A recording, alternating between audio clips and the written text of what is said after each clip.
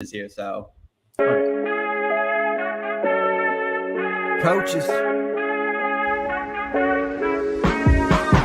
Blow the whistle, ay. Blow the whistle, ay. Blow the whistle, they can't hold a flame against you, ay. Blow the whistle, blow the whistle, ay. Blow the whistle, got the game, it ain't no issue, yeah. Blowing the whistle, I had enough with you, the championship, it is gone. Ain't listen to you, I can't give it to you, cause you don't know what I've been on. This is the Coaches Podcast. What is going on, everybody? Welcome into the Fantasy Coaches. I'm your host, as always, Coach Steve. We got a lot of people on today, guys, so let's go through it here quickly here. Coach Jibbs, what's going on, brother? How do you like that intro? I love the intro, man. 10 stars on that one, brother. 10 stars, thank you. Yeah, I'm going to tweak it a little bit and try to get it going a little bit more, but it started off nice. We have a couple guests going on today. Our first guest here is Marcus Grant. What is going on today? Not much, man. I appreciate you guys having me on. Just kind of enjoying my last couple weeks of summer vacation in air quotes before everything gets going for real. Absolutely. And we have a fill-in for Coach John tonight. Kyle, friend of the show. What's going on, Kyle? Hey, guys. Love being on. Love the intro video. Love to hear the Gabe Gearing intro song again. So shout out to FF Man Bun for all those intros. I know he does one for the Going for Two Live network as well. So shout out to Gabe and shout out to the coaches for having me on. Thanks, guys. Absolutely, guys. Coach John can't be with us today. He is judging a tequila competition today. So he's having obviously a lot more fun than we might be having. That's rough, man. That's so hard. Good luck tomorrow morning. The sleepers, right? That's the episode he missed, was the sleepers for that. Yeah, the sleepers. Yeah, so it is what it is. So, but we're gonna have a lot of fun tonight, guys. So before we get started on the main segment tonight, we do have some fantasy news to talk about.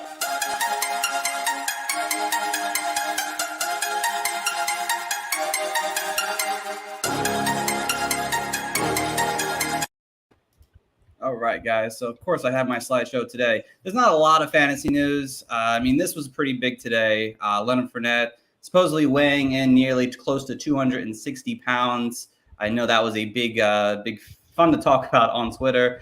Does this concern you guys at all with Leonard Fournette being near 260, or is it just maybe the spring weight he just hasn't had a chance to get off before training camp starts? Obviously, starting today for a few teams. So. No, I'm not worried about this. Like, I feel like there are stories that come out where we're just like, reminds us that we are too online as a group, right? I feel like we this happens every couple years, right? Where Leonard Fournette comes up, where he spent too much time at the buffet in the off season, right? But like by the time the season starts, he's back in shape. We did this with Najee Harris, right? Like a couple months ago, where everyone's Najee is fat, and then he was like, "What are you guys talking about?" Like he's like, "I'm 2 pounds over where I played at last year. Like it wasn't really a big deal." The other part is the other guys on the roster. I mean, there was Keyshawn Vaughn is there. They drafted Rashad White, but they still have Gio Bernard, right? I don't see this as being a big thing. I feel like this is one of those things that happens, in July, a couple weeks before training camp, because we are starving for something to talk about, when honestly, we're probably all better off just going outside and looking at the sun for a couple of hours. That is probably true. Anyone else want to comment before we move on? Beautifully put by Marcus. I got nothing. Maybe he lost a couple of fantasy leagues. If this was at the end of training camp and he was weighing 260 pounds, maybe you start to give credence to that the week of the draft. You might drop him a half round, but before training camp even starts and to go through all those rigors, I'm sure he'll lose the weight then if that's not where he wants to play at. So right. Exactly. Let his ADP slide. That's fine. Yeah. Better. No one wants to let that happen. Good value. It's getting a little high for my taste anyway. The other, I guess, not really big news at all, but N'Keal Harry, former first-round pick, couple of 3 or 4 years ago now from the New England Patriots, gets traded to the Chicago Bears. Any hope for him to have a rebound career here in Chicago with, wide receivers that aren't very many in Chicago right now? Didn't he also change to tight end, which is a classic Chicago move to have a bunch of tight ends? So. Did he change to tight end? I did not catch that. I didn't hear that. Oh, okay. Sorry. I thought that was kind of rumored, is that was part of the move, was also a position change, just because I guess actually for once they don't really have a big, deep tight end room. They've got Cole Kmet, but I think they brought in James O'Shaughnessy as well, but it's not what it used to be like a couple years ago, where they've got 9 guys on the depth chart that could all make the team. So I guess they didn't have that, so now they want to get that again. So throw N'Keal Harry in there as a tight end. Why not? Yeah, I don't think he officially moved to tight end, but there was definitely talk that it could happen, or like he could play like a tight end type role there. I don't know. I loved him coming out of Arizona State. I was, a little bit disappointed that he never really made an impact in New England. Look, if he can't do it in Chicago, I don't know where he can, because they arguably have the worst, at least on paper, maybe have the worst wide receiver core there. So they need guys who can go out and play the position. So if anything, he'll get a fair shot. And if it doesn't happen here, then I just don't think it was meant to happen. Shout out to him. He got away from Bill Belichick. Maybe he could grow his wings, but hey, I'm all for it. Like, it doesn't look like there's many suitors out there after like the wide receiver frenzy and like free agency and all that good stuff. So you see where other teams' priorities are at. Right, exactly. So hopefully, N'Keal Harry, good for you. Hopefully you get another chance to rebound. And again, that's really much it with the fantasy news today, guys, unless you love to hear about some beef that J.K. Dobbins was having today with Ian Rappaport. A lot of fun to see him kind of go off on Ian there today. But, this is part of his jobs, and, it is what it is. So let's get into the main topic today, guys. And obviously, we are talking sleepers today. Marcus Grant, you get the first shot today on our sleeper talk. So the floor is yours. Give us a sleeper to start off with. All right. So the guy that I've sort of been really pegging as a sleeper this year, Albert Okwuegbunam, Albert O to most of us out there, tight end for the Denver Broncos. And this is the guy that, coming out of Missouri was pegged as being incredibly athletic, great speed. I mean, his I don't remember what he ran at the combine, but he was, among the speed leaders, certainly at the tight end position, and he just landed in a spot in Denver where there was kind of a cap on his production just because the quarterback play was not particularly good. Now Russell Wilson is there. This offense is going to be better than what it has been the last couple of years with Drew Lock at the quarterback spot. And I know everybody's excited about Cortland Sutton and Jerry Jeudy, and I'm excited about those guys too. But part of what Russell Wilson did all those years in Seattle was that he really did use his tight ends a lot. There's a reason that for years we kept trying to make Will Dissly a thing. The problem with Dissly is that he just kept getting hurt, and so that sort of submarined all of our plans right there. But the Seahawks use their tight ends a lot, and especially down near the end zone. Now you've got a guy who's incredibly athletic in Albert O. Maybe they use him between the 20s a little bit more, but worst case scenario, even if they just use him down near the end zone, I think he's a guy that really does have some potential. I'm not going to sit here and tell you he's going to be a top 10 tight end. That feels a little bit spicy, but I do think he's going to be a great streaming option. If you are of the mind to draft multiple tight ends, I think he's a great second tight end option for you. And I just think he's in a really good spot now that Russell Wilson's the guy throwing the football in Denver. Right. No, Marcus, I love that pick there. And that kind of we just talked about breakouts last week, and then the difference between a sleeper is someone that has that potential there, but we just don't know if it's going to be put all together once we see it on the field. So I like that. Kyle, Jibbs, do you guys have any comments on Alberto? I went on Albert last week, so I'm all in with Marcus. I just looked up his RAS, relative athletic scorecard, and for the 40-yard dash in particular, his score is 9.89. So we're talking in the almost the 99th percentile speed score. I think that's per position, so among tight ends. So certainly has that elite athleticism that we like as tight end pass catchers. Now, that doesn't always translate to production. How many years have we been waiting for Mike Gesicki? I guess we kind of got something last year finally.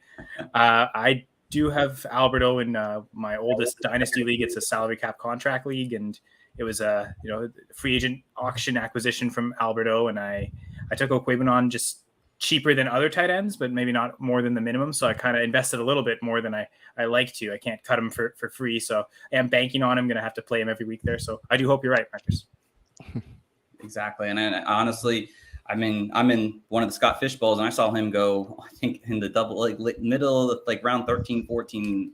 And so you can literally just, if you want to wait on tight end and just go for that sleeper appeal that Alberto provides, you're going to be able to get him. So definitely love that one there, Marcus. Do you have a second one you want to give us? Sure. Let's go with Rondale Moore, who was a guy that I know people had won't say high hopes for, but I thought we thought his rookie year he could be something interesting, and it never really panned out. But I think this year the door is open, especially in the early part of the season, for him to be productive. Christian Kirk is gone. DeAndre Hopkins is gone for the first 6 weeks of the season. So there's going to be opportunity for him to get on the field. I know there's talk right now that he may be the slot receiver early on in the year. And Cliff Kingsbury is saying what they would like to do is trying to get him the ball in space, let him use his speed, use his athleticism to just kind of make plays with the football in his hand. And I think early on in the year, there are going to be chances to do that. As I mentioned, those two guys are gone. I know they brought in Marquise Brown, but there's still going to be opportunity for him to get targets in this passing game. And so my hope is if he can make enough of an impact in the first 6 weeks, when Nuke Hopkins comes back, because that's going to happen, and he's going to go back to getting the lion's share of the targets, but hopefully Rondale Moore in the first 6 weeks of the season can really solidify himself enough so that when weeks 7 and beyond happen, he still does have a role in that passing game. And again, because of where he's coming off the board right now, because his ADP is so low, the potential reward, especially early in the year, is more than worth the risk you're putting out in the draft capital you're putting out to get him. So maybe this is it. The Andy Isabella experiment is probably over. I know he's still on the roster there in Arizona, but I just don't think that the Cardinals are really trying to make him a thing. They're not trying to make fetch happen with Andy Isabella anymore. So I think this is a chance for Rondale Moore to step in and become that guy. Oh, I remember Andy Isabella. I always took him very late in a lot of my drafts thinking, this could be the year. And every year was not the year. So well, let's not be too mean to I was at the combine the year he blew everybody away with the 40 because it was Andy Isabella and DK Metcalf who just jaw dropping 40 times. One of those guys has turned into something. One of those guys, not so much. Unfortunately, that's just how it happens. Kyle, Jibbs, how do you guys feel about Andy Isabella, Rondale Moore? I guess. Go ahead, Jibbs. Oh, for me, I think I was kind of off on him because I think Coach Sean definitely despises him with a passion, but he's gonna have an opportunity, like Marcus said, and if you could even flip that value, I don't know, in redraft leagues just to get something that's more sustainable in the long run, I say you could do so. It's not hurting you because he's a late round pick too as well. Kyle, I guess my concern is with the opportunity. I think before the Marquise Brown acquisition, I think that would maybe a little more easily excitable, I guess would be the way to talk about Rondale. It looked like he might get that opportunity, but I think his window for opportunity might be very short, especially with Hopkins out. That right away, maybe the pressure on him to produce right away in those first 6 weeks, or if not, maybe he'll be really phased out of the offense as it builds around Marquise Brown, Hopkins, and of course the run game, which always seems to be so prevalent in the red zone. So I don't love the touchdown upside just because of how much they do run in the red zone too. So that's maybe someone I'm less excited about, say, than Okwebunon, for instance.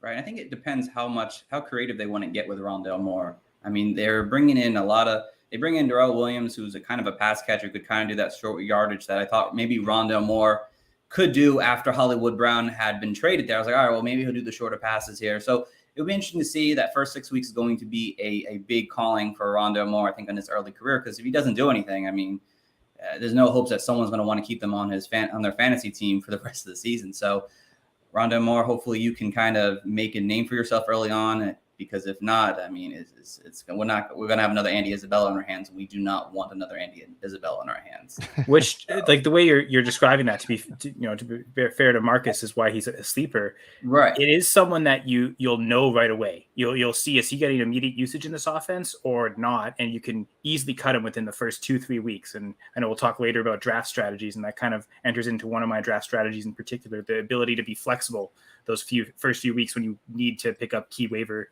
addition. So Rondale might be good for that. You'll know right away. He either smashes or you can cut him by after week 2 probably. So I'll say this though, already in his rookie year, Rondale Moore had more receiving yards in his rookie year than Andy Isabella has had in 3 seasons. So God, so he's got that working for him at least, Good capital. Step in the right direction. Marcus, you want to give us one more sleeper? Sure. Well, I'll throw this out to you. I got a name here, and if you guys don't decide it's a sleeper, I can give you another one. But Kadarius Toney I don't know if he counts. I Otherwise, think he counts. I wouldn't call him a breakout. I think No, I don't think he's a in that breakout. double-digit rounds anyway. So I would say he has sleeper Okay. potential. So we'll skirt the line. We'll walk the edge with Kadarius Toney right now. I mean, I know that when the Giants drafted him, a lot of people, I'm people, were like, this seems like really early to take this guy. And, I feel like last year he was kind of his own worst enemy in a lot of ways. But when everything, when he had his head right, when he was healthy, when he was on the field, there were moments where you're like, oh, I get it now. And I think this offense is going to shift to a point where they're going to try to feature him in the passing game a little bit more. And he's another guy, sort of like Rondale Moore, where they just want to get him in space. They want to get him the ball, let him be himself. Because, we saw moments where he was just shaking guys, breaking ankles and making ridiculous plays with the ball in his hand. Now, the thing with Toney, just like pretty much everybody in that Giants offense, is they are going to be very dependent on Daniel Jones and what he can be. I mean, I feel like we've sort of seen it, that we sort of know how that movie ends, but this is, I think, kind of his last big chance to prove that he can be a franchise type quarterback in the NFL. If he can approach that, then I think everybody around him sort of benefits. And so, again, I think what happened last year has a lot of people just sort of writing off the Giants pass catchers. I mean, you look at them on paper and they're fine. They're oatmeal. I always like to use the term oatmeal because like oatmeal it's fine, right? Like it's nutritious and it's filling and like it's good enough. But like when you go out to breakfast with your friends and family, you're not like, give me some of that oatmeal. But like I think that's what people think when they look at this Giants pass catching group, and I get it. But I do think there's the potential for something more there. And so because everybody's shying away from them, again, Kadarius Toney is another one where you're not spending ridiculous amount of draft capital to bring him in. And if he starts to touch what the Giants think he can touch, then you end up with a really good secondary receiver on your fantasy roster somewhere. No, I definitely agree with that one for sure.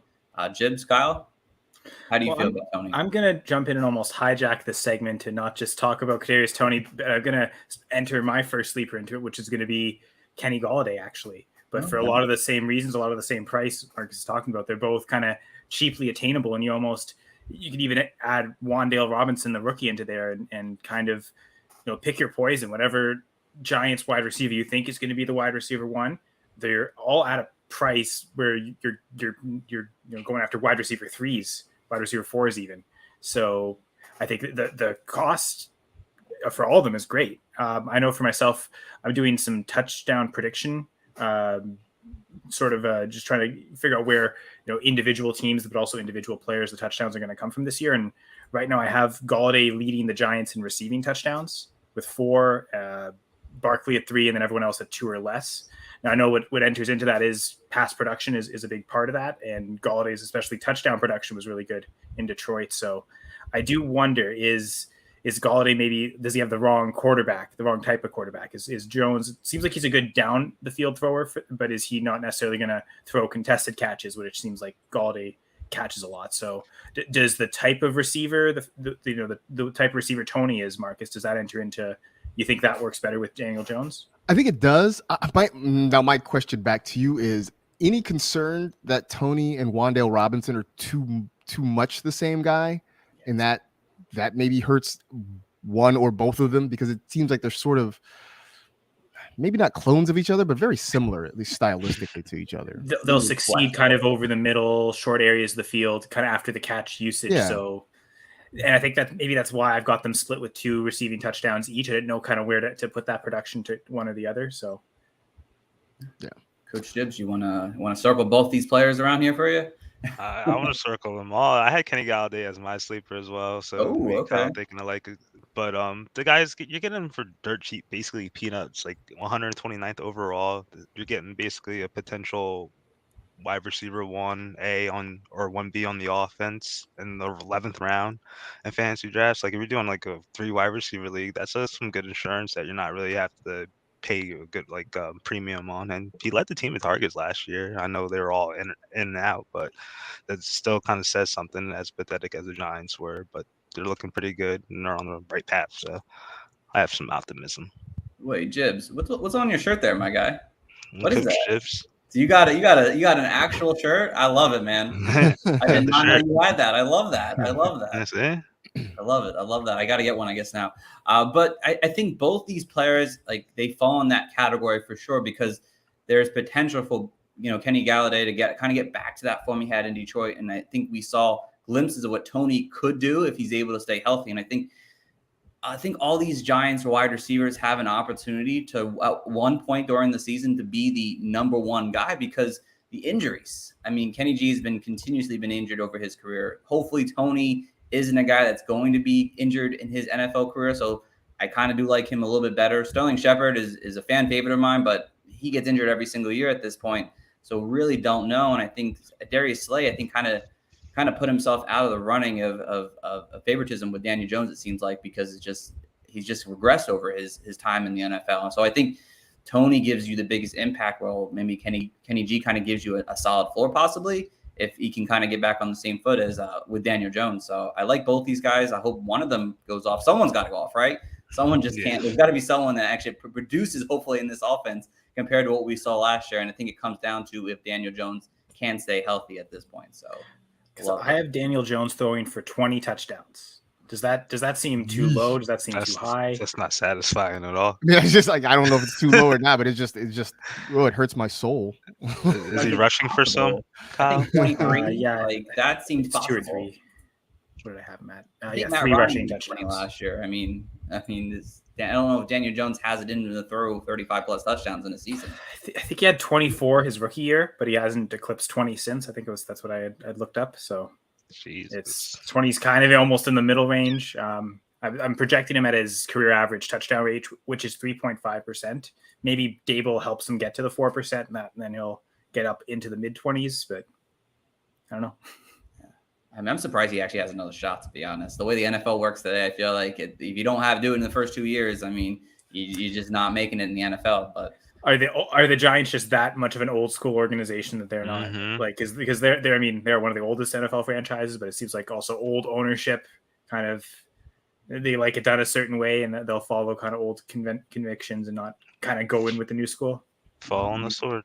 They stuck with Eli Manning I think a few years too long. So I mean, they just have loyalty to their draft picks, I guess. So it is what it is. So Kyle, you're up now with your sleepers. You gave us the first one in Kenny G. Give us the second one here. And this is, I guess this is that same range. Is this a sleeper or not? So I think they're probably, this player's higher ranked than Kadarius Toney.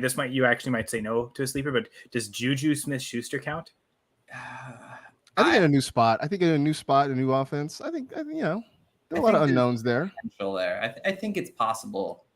It's possible. So go ahead. About Juju. All right. Well, I just think, we saw what he had produced, year 2, his sophomore season had well over 1,000 yards. Seemed like, I think in dynasty circles was starting to be considered the wide receiver 1 in dynasty almost, if not the outright number 1. And then, week 2 of the next season, Ben Roethlisberger blows out his elbow, and then suddenly Juju's role in the offense completely shifts to, you're going to stand at the line of scrimmage and catch passes and do it all after the catch. And I don't think that role is going to stay with the Chiefs. Like, that's not really how they operate at all. It's really a downfield offense. And I think Juju's going to get a chance to re-showcase what made him so successful. I guess, was that 2018, I suppose, the second year. And so, the big concern with Juju was, especially after Antonio Brown left, can he do it as the number 1? Now, he might be the number 1 wide receiver for the Chiefs, but the number 1 alpha in the passing game is always going to be Travis Kelce to kind of draw it away. So it does almost put Juju in that unique but also optimal situation where he's not the number 1, but the quality of targets he's about to receive, it is as good as Ben was kind of right before that injury, 2014 through 17, probably the best we've ever seen Ben Roethlisberger throw the football. But even that, I don't think comes close to how Patrick Mahomes can throw it. So I think just the quality of passer. Currently, I have Juju second on the team in receiving touchdowns with 8. Actually, second on the team in scrimmage touchdowns. I only have Edwards-Helaire with 7 total. So I think Juju's in for we could say it's not really a breakout because he's already done it, but a bounce back season, I suppose. And I think people are maybe sleeping on him, especially in redraft. Like, I get the dynasty hype of Sky Moore, but I think from a 1-year perspective, I think Juju's the number 2 guy to have there, and could, I think, easily reproduce what Tyreek Hill did last year, which wasn't all that. it was high volume. I mean, Tyreek, I think it was the first time he ever caught 100 passes in his career, but he had much better receiving yardage seasons. So maybe also losing a step a little bit. So I think Juju can replicate what Hill did last year. And even if he doesn't quite get to 100 catches, I think certainly as a red zone weapon should get to that 8 touchdowns that I'm projecting him for.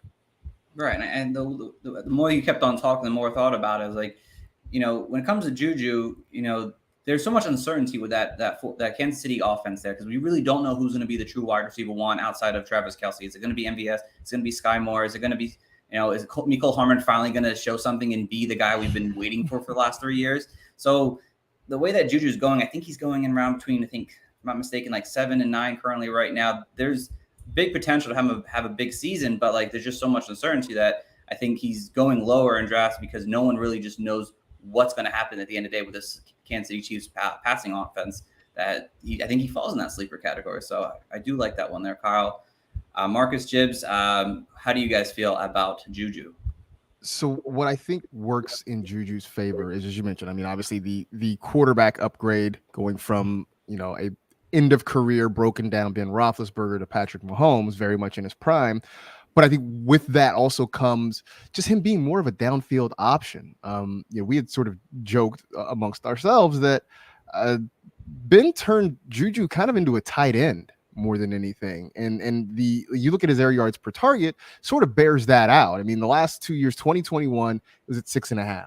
2020, it was under 6. Like he was averaging less than 6 air yards per target. And just you couldn't get anything out of it. I mean, everything had to be Juju making it happen on his own after the catch. But earlier in his career, that number was well above 8.5. That's a stark difference. And so I think going to Kansas City gives him that opportunity to get back closer to that player than the guy who was. Look, there's nothing more frustrating to me than when your fantasy wide receiver catches the football and the blue line of scrimmage line is still on the screen. And that was Juju's life for a couple of years. Hopefully that's not his life in Kansas City. And I just don't think it will be. We're hoping for that with Rondale and for Juju, right, Marcus? Like both of them catch downfield. Right. You just as long as I can't see the line of scrimmage line on the screen, I'll feel better about it. Coach Gibbs. I wasn't really hot on Juju before this, and Kyle, you definitely brought some great points. Like I definitely believe that like Travis Kelce definitely will make a big difference in how they'll operate in like Kansas City, and Andy Reid, great offensive like philosophy. So like I think they could definitely get him working, and he could be a nice wide receiver 3 for your team, I guess, and then later round for you. And to any listeners and viewers who don't believe in Juju, well, I'm just looking at like my Scott Fishbowl results, and I didn't take Juju, but I did take Patrick Mahomes, and the stack I got was Marquez Valdez-Scantling in the 12th round.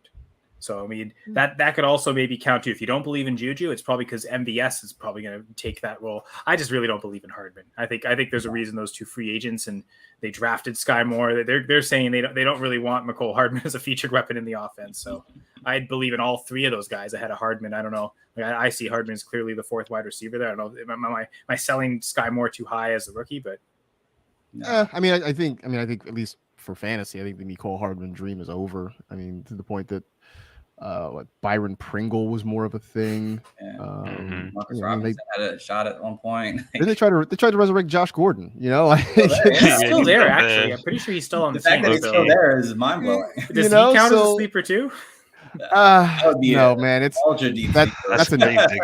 that's another one. We just need to, don't cry because it's over. Just smile because it happened, right? Like that 2013 season was really fun.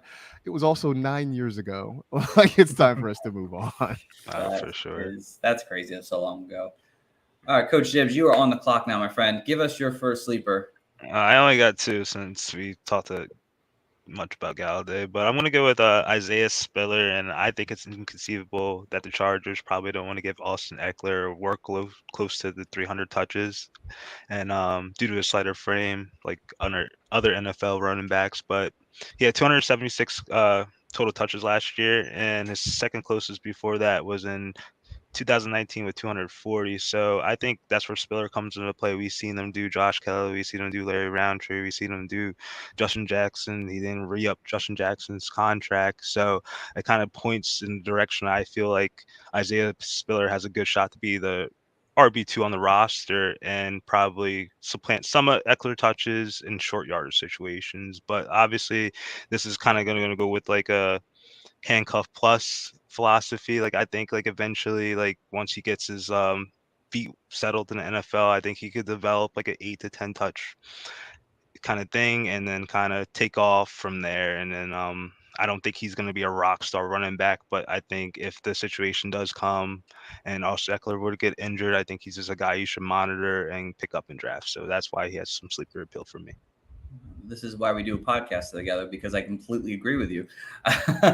But Kyle, Marcus, how do you guys feel about Isaiah Spiller? Do you believe in the sleeper appeal that he might present? I think he's a good insurance policy. He's a good handcuff, especially if you're drafting Austin Eckler. Because if something happens to Eckler, then obviously he walks into this huge role. But the fact that you like rattled off like 3 or 4 names of guys that Eckler has just sort of pushed aside, I think sort of speaks to it, right? I mean, it was a couple years ago where Josh Kelly had a huge game in week 1, and we all went nuts. Like I remember saying that the Josh Kelly was coming for Austin Eckler's role, and like last week somebody asked me about Josh Kelly, and I had to like stop and think like, wait, what was his name? Like that's sort of where we are. So I think Spiller is primed to be the RB2 there in Los Angeles. But I still think they want to give Eckler a lot. And here's the thing. I know he's short. He's not small. Austin Eckler is short, but he's not small. And I think that's worth noting. Like that dude, they always talk about boxers pound for pound, who's the toughest. And pound for pound, Austin Eckler is maybe the strongest player in the NFL. I don't know if you've seen like videos of his workouts. The boulder. They're insane. So I think he's probably more durable than we give him. I know he had injuries early in his career, but last year he stayed relatively healthy. I think he's tough. So I still sort of believe in him. I mean, he right now is my number 2 player off the board overall after Jonathan Taylor. So I like Isaiah Spiller as that sort of insurance policy in case something goes sideways with Eckler, but I'm not ready to believe yet that somebody's going to eat into his touches significantly enough for me to be worried. I do think we're all in agreement that he probably will be the main backup, which is the first thing you really need when you're looking at those handcuffs. Like, what are the situations where, like, that one doesn't really have clarity to the situation, but I think we can project the clarity of the talent of Spiller. What he produced in college is much greater than anything those other guys had shown. And so because of that, I think he feels safe, secure as a handcuff in that sense. Like I look to Jamal Williams, to me, almost a sleeper pick of his own, as being one of those clear handcuffs. I think he is the very clear number 2, and he almost has like a plus role where he has the standalone value. And I do wonder, is the goal line role, is that the spot where they maybe want to take away from Eckler? And so I have it projected right now, Eckler with 6 rushing touchdowns, and then the second and third running back combined for 4. Assuming that most of that, if not all those 4, go to Spiller, like that's a good way to kind of boost that. If that'll be maybe tough to guess which weeks he's going to get the touchdown, but if you can guess right, maybe that's a good way to augment that fantasy value. Maybe even have him as a startable player even when Eckler is healthy. So I think that's Spiller, Jamal Williams. I think both have those characteristics where they could get those touchdown touches, even some catches for Williams, even when the starter's in play. Right, and the way I agree with you, because the way I see it is that, like, looking at this Chargers offense now, they're a team that I think is primed to try to make a run right now. I mean, they have a solid, great, amazing quarterback. They have a great wide receiver core. Their defense is I think, one of the better defenses. They have a fantastic offensive line. Trying to overwork Eckler just doesn't make sense. I mean, they're going to give him the future role without a doubt. I mean, that's why he's going in the top 10 in redrafts right now. But getting Spiller that bigger body overall guy in there more on that goal line area could just take away those touchdowns, which gives Spiller that opportunity to score touchdowns. I mean, Eckler had 15 by himself last year, something like that. I think it was. I think it actually might have been 12. I think he was 8 and 12. I mean, there's no reason why I think Spiller couldn't get 6 in this high power offense this coming season here. I mean, I expect this whole division in the AFC West to just be scoring nonstop. So there's a potential there for him. Again, we don't know. Still, they might want to just give Eckler that role, but it's a real possibility, Jibs. So I like it. So give us your number 2 guy. I'm going even deeper then. So I'm going to go Austin Hooper, guys, and he's fantasy pros are tight end 24, ADP 175. So he's basically on your last rounds of drafts. And like for me, like Tennessee's offense, like it is what it is. We know it's a ground pound, Derrick Henry. We're gonna throw pretty much optimal or league low levels, but they've used their tight ends consistently throughout the years. And I like kind of did some research, and like I know like a 10% red zone share or 10% target share isn't much, but like you see reports about Austin Hooper getting good rapport with Tannehill, and like they lost a lot of weapons. Like we know they have Robert Woods coming back from the ACL. They got Traylon Burks, who's what he has I guess like stamina issues, but like he'll get his sea legs together. But still, I feel like that rapport and the history of the tight ends being involved in this Tennessee Titans offense, especially when Ryan Tannehill arrived, I think makes him an appealing sleeper, and I think he's going to be tight end 24 out of the water. So that's why he's my deep brown sleeper. I mean, I think he is right now. I think his ADP, if I'm not mistaken, he is like the 24th tight end off the board currently right now. I think the last time I checked today. But Kyle, Marcus, how do you guys feel about Austin Hooper as a potential sleeper? I should get out of my feelings, right? Because like a couple years ago, I was like all in on Austin Hooper. Like when he first went to Cleveland, I was just like, he'd come off that big season in Atlanta, and he goes to Cleveland, and I'm like, big money contracts, right? I'm like, they're gonna use him a ton. It's gonna be great, and then he really didn't do anything. So I'm sort of in my feelings. So let me kind of like try to shake that a little bit. I mean, also the opportunity is there, right? And we've seen what they've done with tight ends in the past. I mean, go back to Delaney Walker and then Jonnu Smith, and then I know there's an Anthony Ferkser hive out there somewhere. So speak of the devil. right, and so there it is, right? It just pops up Everyone right there. loved that last year, Asking, you shall receive. The Ferk Daddy gets a shout out here. So I think there's an opportunity, and the fact that I mean, look, they don't have AJ Brown, they don't have Julio Jones. Like you said, Robert Woods is there. Sure, we'll see what Traylon Burks is. Although, for my money, Traylon Burks is sort of the, he's the Target brand AJ Brown a little bit. Shout out to Target, man. I live next door to a Target. Like I'm there all the time. I'm not looking down on Target at all. But he's kind of a lesser version of that. So there is a pathway. And again, I think with a lot of these guys, it's all about the draft capital. And because Austin Hooper is damn near free in drafts, it's worth it. As long as you're not counting on him as your weekly starter, I think you're fine. If you're drafting him to be your tight end one, woe be unto you, because you may be a little bit sad. Oh yeah, definitely not. I want to pair him up with like a later round guy. Like say if I could get I could take two stabs, get me an Albert O and an Austin there you Hooper, go. and then boom, like you just got two picks, two scratch offs. And it's funny because I think you have two different type of archetypes that you can kind of almost play off. Like Hooper almost would give you the safe floor, especially early on in the season. Likely going to see a lot of targets early on with Robert Woods kind of recovered from the ACL injury, and with Traylon Burks kind of finding his way. He seems like a prime candidate to, again, be something that I'll talk about later in the draft strategies. But, tight ends who get targets right off the bat early in the season, he seems to be a good candidate for that. Whereas Albert O attached to Russell Wilson, the high touchdown upside. So you can maybe see those games coming. AFC West opponent, Denver, Kansas City, Denver Chargers. Okay, lots of touchdowns. I'll throw Albert O that. This could be a game where they dominate, run heavy. Okay, maybe I'll want the volume in Hooper. So if you kind of play off like types of receivers as well with that, if you're going with two late tight ends, you can maybe play the matchups a little easier if you've got two different types of players. And I think knowing your scoring settings, Austin Hooper, I think, is a great tight end, especially in tight end premium leagues, because of the opportunity. If he's the top number one, number two target on his team most of the year, he'll be the type of tight end to get the boost, with more receptions in a tight end premium league. Albert Okwuegbunam, maybe not so much. He's not someone that probably gets that much of a boost in tight end premium leagues. We think a lot of touchdowns. So, more standard scoring, half point PPR leagues, that's maybe where you especially want to target Albert Okwuegbunam. Yeah, Albert O is more like 2 catches, 50 yards and a touchdown, while Austin Hooper is like 6 catches, 50 yards.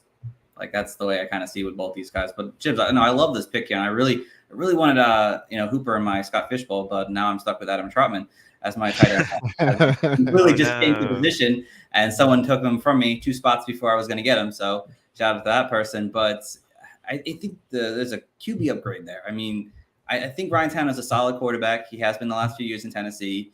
And I'm trying to give Austin Hooper a break because, I believe he did have like surgery at one point during either last season or the season before. They were kind of a mess on offense where, you have 3 different tight ends playing all at the same time. You're trying to feed the ball to Odell Beckham when he was on the field and Jarvis Landry, and then obviously running the ball a ton. I feel like Austin Hooper, he wasn't good in Cleveland, but I feel like he's just getting a bad rap. And I think the rebound is potentially there. So I do like that, Chips. All right.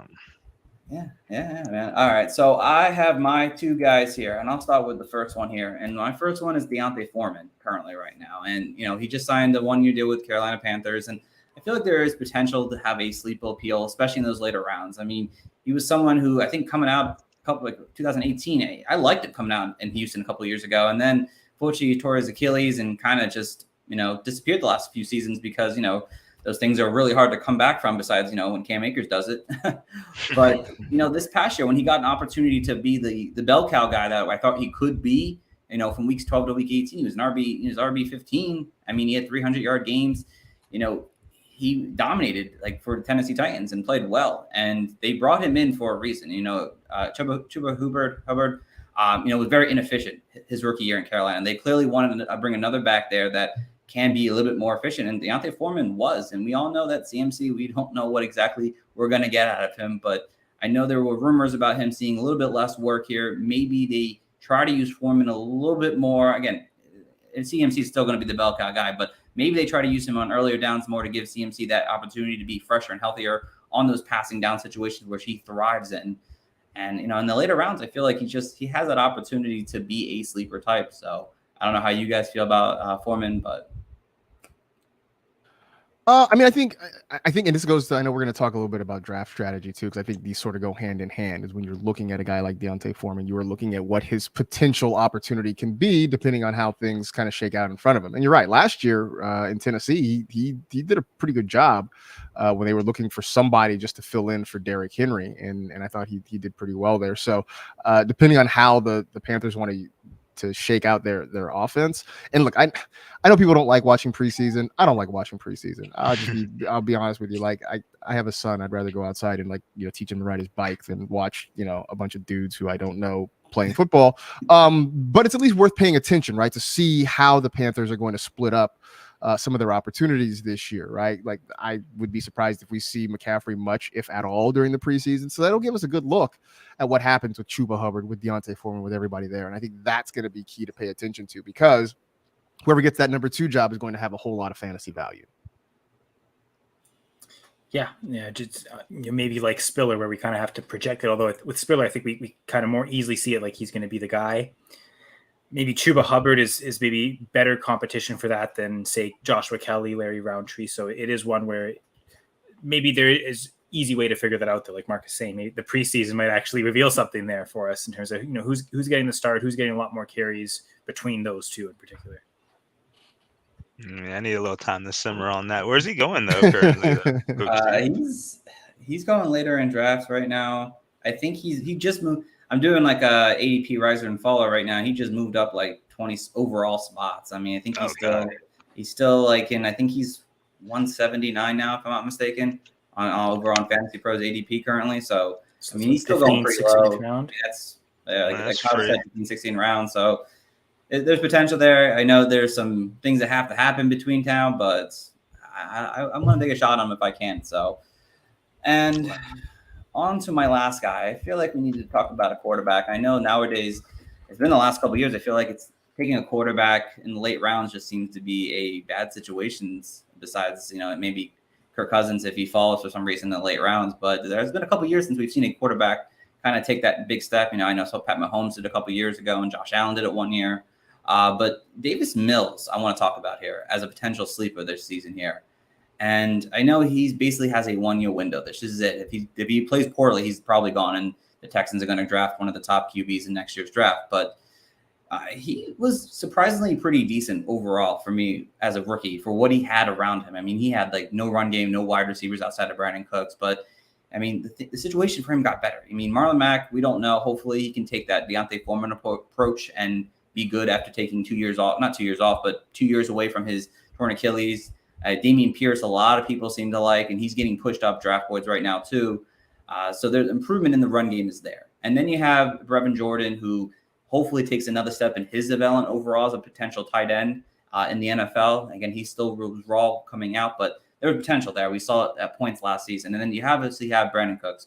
You have John Mechie, who, to be honest, I think is slightly underrated overall, because I feel if he didn't get hurt last year, I feel like, and obviously if Jameson Williams didn't come to Alabama, I mean, we'd be probably talking about John Mechie as in that first round being the Alabama's number 1 wide receiver. And then you have Nico Collins there, who, people seem to like last year as a sleeper guy, someone from Michigan who played well, last year at times. So he's got a better core around him overall. And he wasn't bad last year. And he was someone who, his completion percentage was better than a lot of people, and a lot of the top guys like Lamar Jackson, Josh Allen, Russell Wilson. His deep ball game was really good. He was good in the red zone.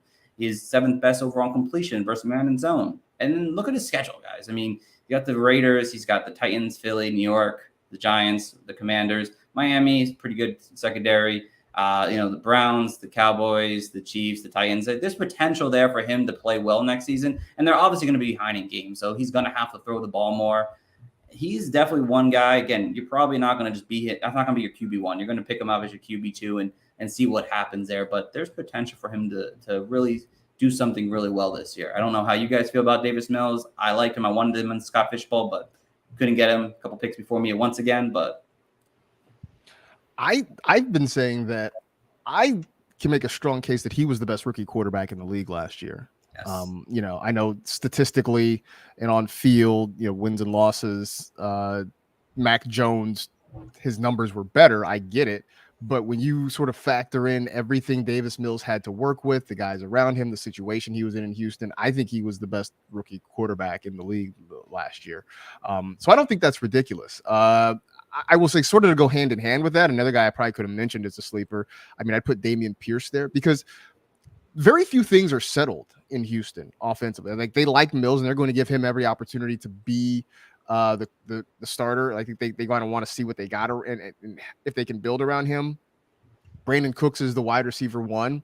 After that, everything's wide open. So I do like Davis Mills, and I think if I'm Davis Mills, man, I go DGAF this year, right? Because why not? This is my chance to kind of show that I belong and to show that I deserve this job. So I'm just, I'm gonna go pull some plays out of the Jameis Winston YOLO bag and just make some throws and see what happens. And if it works out, then great, I'm a hero. If it doesn't, so what? No one's expecting anything from the Texans anyway. So I'm cool with that. I think that attitude is represented in, like, the number I've got captured is 609 pass attempts for Houston. Wow. And it's like, it seems like a lot, but it's kind of also based off his pace from last season too. Extrapolated over 17 games would kind of give something close to around 600. So 27 passing touchdowns, a 4.4 percent touchdown rate, which is not like he can eat. I think that's a little bit higher than last year. I think last year had a 4.1%. So it gave him a bit of a boost there.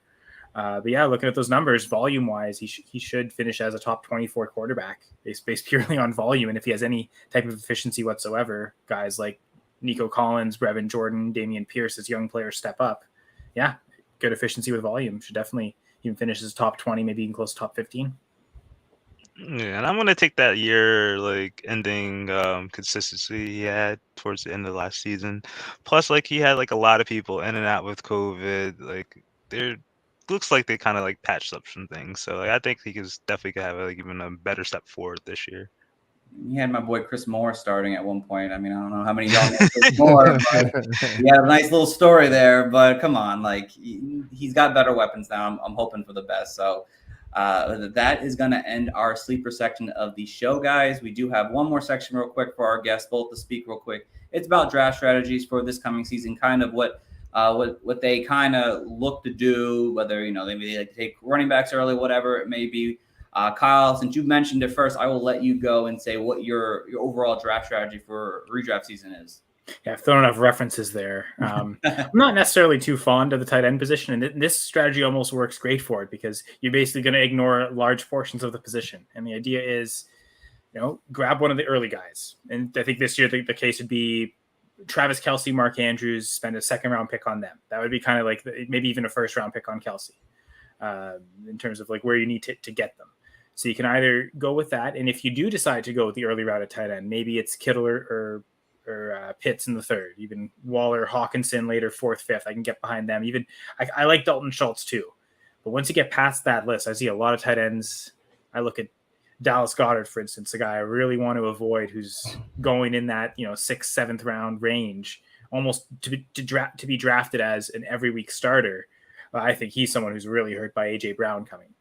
So I like Goddard's kind of almost the scream avoid to me. But the idea is, again, spend on the early guys who we know will be difference makers at the position, or wait very late.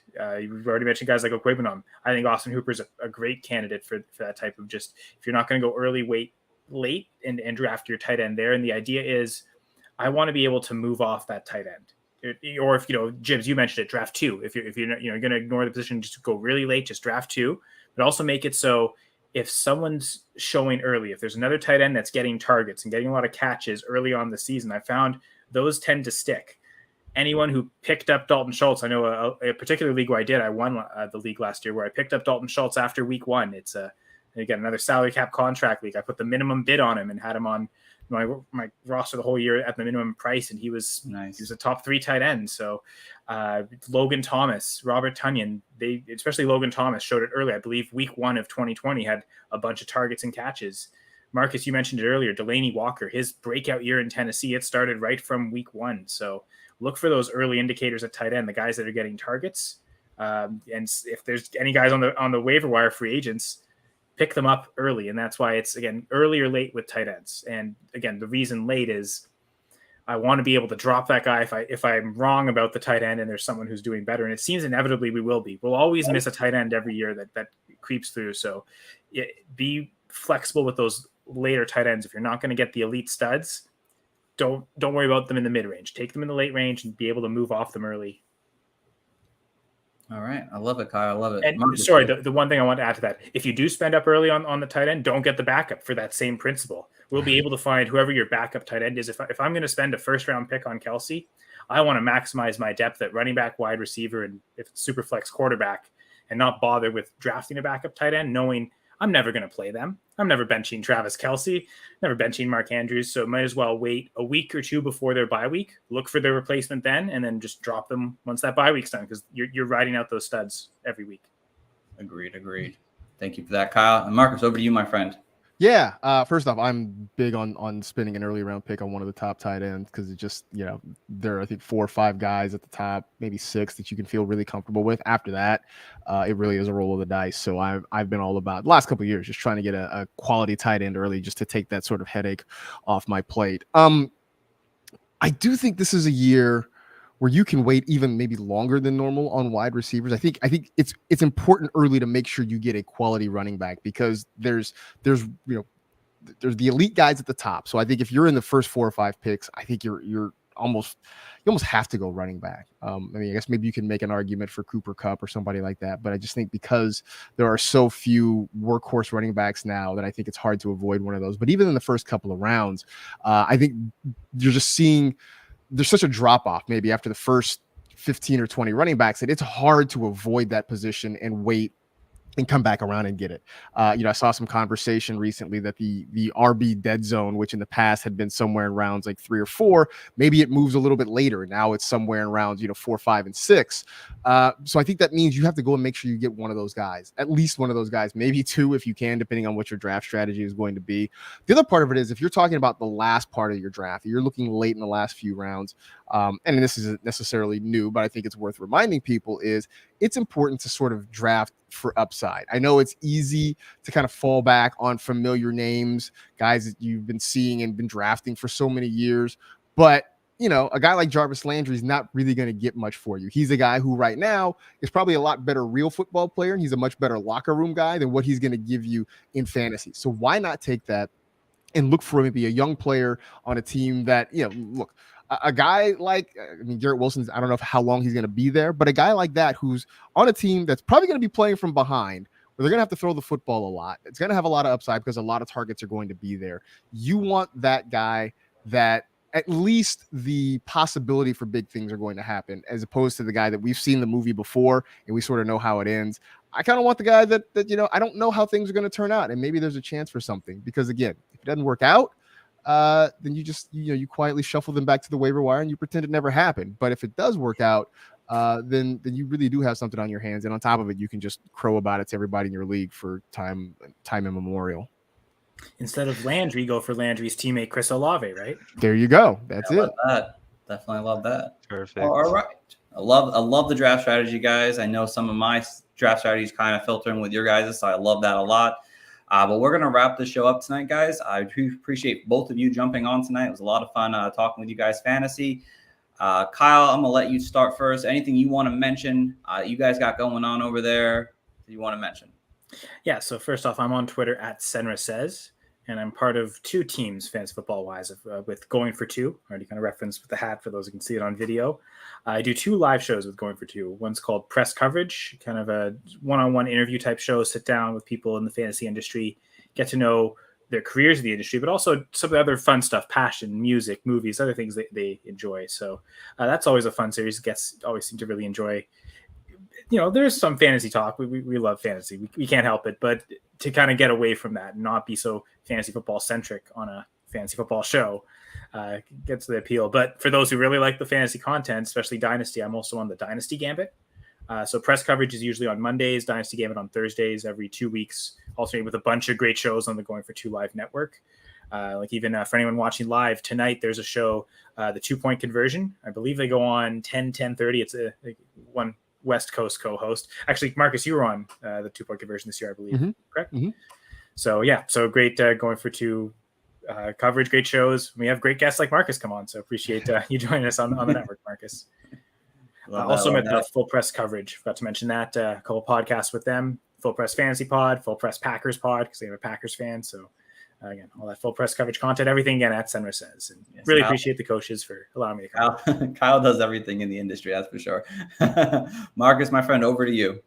Well, most of the stuff you can find, I kind of use Twitter as my clearinghouse. So it's Marcus G, MarCasG.